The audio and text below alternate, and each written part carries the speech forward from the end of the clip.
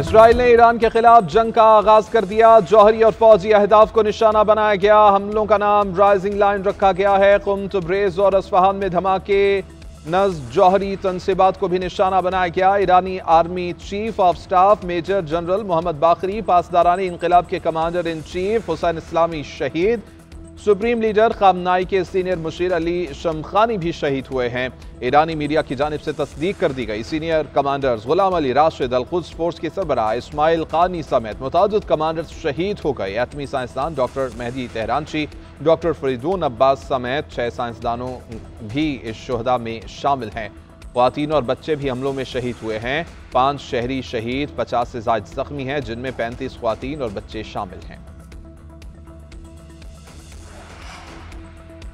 Iran का Israel पर जवाबी वार, 100 से ज़ायद ड्रोन से हमला किया। मिसाइल्स भी दागे गए। कई मकामात पर धमाकों के बाद धुएं के बादल देखे गए। तमाम सरकर्दा सेहूनी लीडर खुफिया मकामात में जा छुपे। ईरानी सुप्रीम लीडर आयतुल्लाह खामनाई का कहना है कि इन हमलों से इसराइल की कबीह फितरत का पता चलता है। इसराइल ने हमारी रियासत के खिलाफ घनौना जुर्म करके बदतरीन अंजाम का इंतखाब किया है, जिसका सामना उसे करना ही पड़ेगा। सेहूनी हमलों में हमारे कई कमांडर्स और साइंसदान शहीद हुए हैं। इसराइल सख्त तरीन सजा के लिए तैयार हो जाए। ईरानी वज़ीर ख़ारजा का कहना है कि इसराइली जारहियत का जवाब देना ईरान का कानूनी और जायज़ हक है। मुसल्लह अफ़वाज पूरी क़ुव्वत दिखाने से नहीं हिचकिचाएंगी।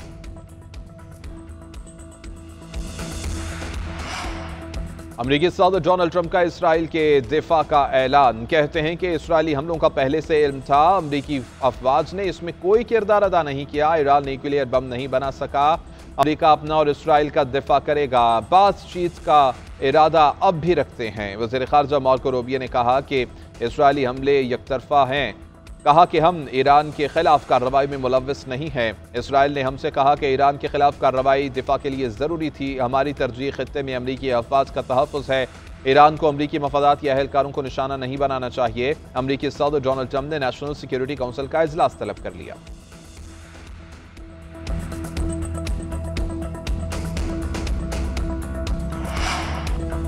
पाकिस्तान के ईरान पर इसराइली जारियत की मजम्मत। नायब वज़ीर आज़म इसहाक डार का कहना है कि इसराइली घिनौने इक़दाम ने आलमी कानून की बुनियादें और इंसानियत के ज़मीर को हिलाकर रख दिया।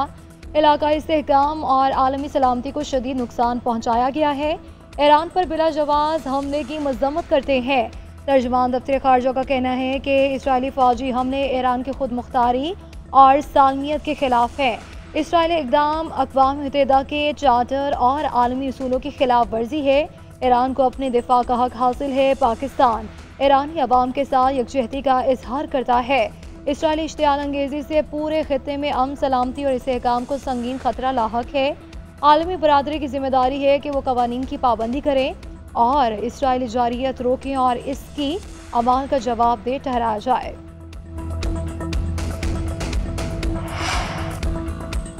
अक़वाम मुत्तहिदा के सेक्रेटरी जनरल की इजरायली जारहियत की शदीद अल्फाज में मज़म्मत। एंटोनियो गुतेरेस का कहना है कि तनाज़े को मज़ीद बढ़ने से बचाने के लिए ज़्यादा से ज़्यादा एहतियात बरती जाए।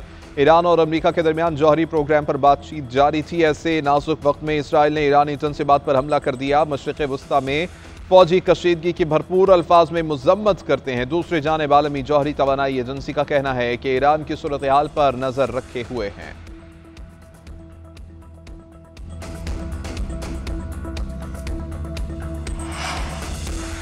सऊदी अरब के ईरान पर हमलों की मजम्मत। वज़ारत ख़ारजा का कहना है कि इसराइली हमले बैनुल-अक़वामी क़वानीन और उसूलों की खुली खिलाफ वर्जी हैं। बैनुल-अक़वामी बरादरी और अक़वाम मुत्तहिदा की सलामती कौंसिल पर यह बड़ी जिम्मेदारी आयद होती है कि वो इस जारियत को फौरी तौर पर रोके। ओमान ने कहा कि कशीदगी का जिम्मेदार इसराइल है। यूएई और कतर की भी सेहूनी हमलों की मजम्मत। न्यूजीलैंड के वज़ीर आज़म ने कहा कि इसराइली हमले मशरिक़ वस्ता के लिए मुमकिन तौर पर तबाहकुन हैं। ऑस्ट्रेलवी वज़ीर ख़ारजा का कहना था कि इसराइल और ईरान की बढ़ती हुई कशीदगी परेशान कुन है। जापानी वज़ीर ख़ारजा का कहना है कि ईरान पर इसराइली हमले की मजम्मत करते हैं। मशरिक़ वस्ता में अमन और इस्तेहकाम अहम है। फ़रीक़ैन तहम्मुल से काम ने इराक़ और उर्दन ने अपनी फ़ज़ाई हदूद बंद कर दी। चीन का कहना है कि ईरान की मौजूदा सिक्योरिटी सूरत हाल संगीन और पेचीदा है। चीन ने इसराइल में अपने शहरियों को मुमकिन हमलों के लिए तैयार रहने के लिए खबरदार कर दिया।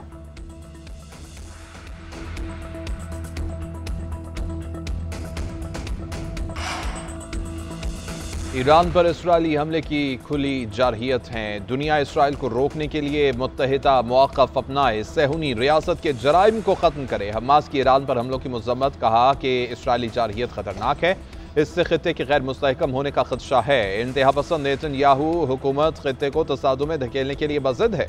इसराइल पूरे ख़ित्ते के वजूद के लिए ख़तरा बन चुका है। ईरान के सीनियर कमांडर्स और साइंसदानों की शहादत पर गहरी ताज़ियत करते हैं।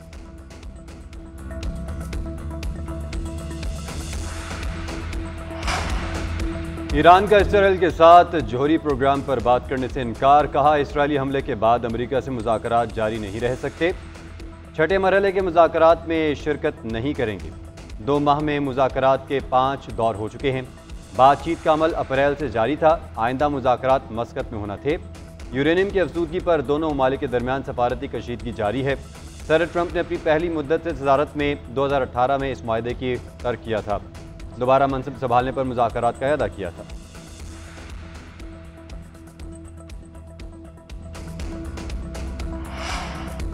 इसराइली वज़ीर-ए-आज़म नेतन्याहू की हरदर्मी बरकरार, ईरान पर हमले जारी रखने का ऐलान। नेतन्याहू का कहना है कि जितने भी दिन दरकार हुए इसराइल को मौजूदा खतरा ख़त्म होने तक ऑपरेशन जारी रहेगा। हम इसराइली तारीख के फैसला कुन मोड़ पर हैं। हमारी लड़ाई आवाम से नहीं, ईरानी आमरीत से है। ईरान के बैलिस्टिक मिसाइल प्रोग्राम के मरकज़ और सरकर्दा जौहरी साइंसदानों को निशाना बनाया। ईरान के जौहरी अफसोदगी निज़ाम पर हमला किया। हमलों का मकसद बैलिस्टिक मिसाइल फैक्ट्रियों और फौजी अहदाफ को नुकसान पहुँचाना है। इसराइली फौजी हुकाम का कहना है कि अगले चंद घंटे हमारे लिए मुश्किल हैं। इसराइली अस्पतालों में ज़ेर ज़मीन वार्ड कायम कर दिए गए। इसराइल में हंगामी हालत नाफिज, हज़ारों इसराइली रिजर्व फौजी तलब। हुकूमत का शहरियों को बम शेल्टर के करीब रहने का मशवरा।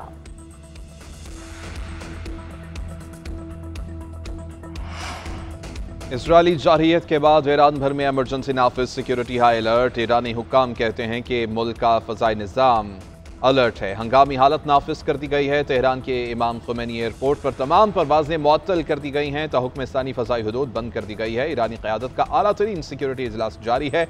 ईरानी फ़ौज का कहना है कि इसराइल को हमले की भारी कीमत चुकाना होगी। कौमी सलामती और खारजा पॉलिसी कमेटी के नुमाइंदा इब्राहिम रज़ाई ने इसराइल को जवाबी हमले से खबरदार कर दिया। कहा कि तलबीब की कार्रवाइयों का भरपूर जवाब दिया जाएगा। तर्जुमान सरबरा ईरानी अफवाज ब्रिगेडियर जनरल अबुल फजल शिकारची ने कहा है कि दुश्मन ने ईरान पर हमला करके संगीन गलती की है। इसराइल ने ये हमले अमेरिका की मदद से किए, अब दुश्मन जवाब का इंतजार करे।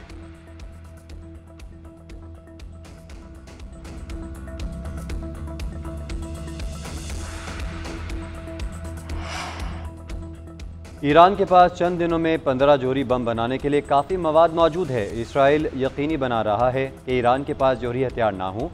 जौहरी और फौजी अहदाफ को निशाना बनाया। इसराइली वज़ीर दिफा का कहना है ईरान से एटमी हमले का कोई ख़तरा नहीं। 1.5 साल में ईरानी प्रॉक्सीज़ का सफाया कर दिया, अब खुद सांप के सर की बारी है। 10 दिन में जो फ़लस्तीन के साथ किया, 10 मिनट में ईरान में कर दिया। इसराइल का हमले से कबल अमेरिका को आगाह करने का भी दावा।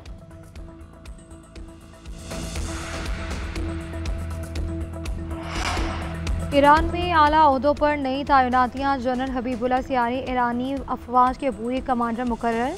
जनरल अहमद वहीदी को पासदारान इनकलाब का कमांडर इन चीफ मुकर्रर कर दिया गया। अक़वाम मुत्तहिदा की जनरल असम्बली ने गजा में जंग बंदी की करारदाद मंजूर कर ली। गैर मशरूत और मुस्तकिल सीज़फायर की करारदाद पाकिस्तान ने पेश की। करारदाद के हक में 149 वोट्स आए। 12 अरकान ने मुखालिफत की, 19 ने वोट नहीं दिया। America, Hungary, Papua New Guinea, Slovakia मुखालिफत करने वालों में शामिल। बरतानिया, अर्जेंटाइन, फिजी, टोंगो समेत 4 छोटे अफ्रीकी ममालिक भी मुखालिफत करने में शामिल।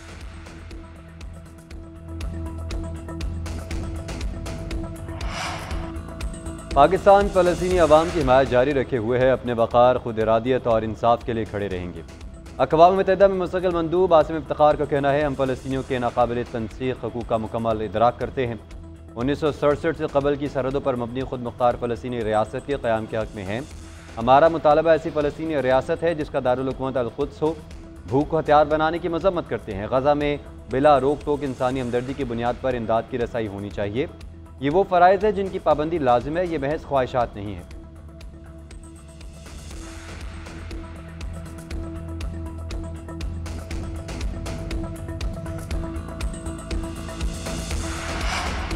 और ईरान पर इसराइली हमले के बाद खाम तेल की कीमत में 12% इजाफा। तेल की कीमतें गुज़श्ता 5 माह के मुकाबले में बुलंदतरीन सतह पर पहुँच गई। ब्रेंट क्रूड की कीमत $78.50 फ़ी बैरल तक पहुँच गई। अमरीकी खाम तेल की कीमत $74 फ़ी बैरल पर पहुँच गया। तेल की सप्लाई में खलल के बारे में भी तशवीश में इजाफा। एशियाई स्टॉक मार्केट में भी मंदी का रुझान। जापान, जनूबी कोरिया और हांगकांग में इस बाजार में शदीद मंदी है।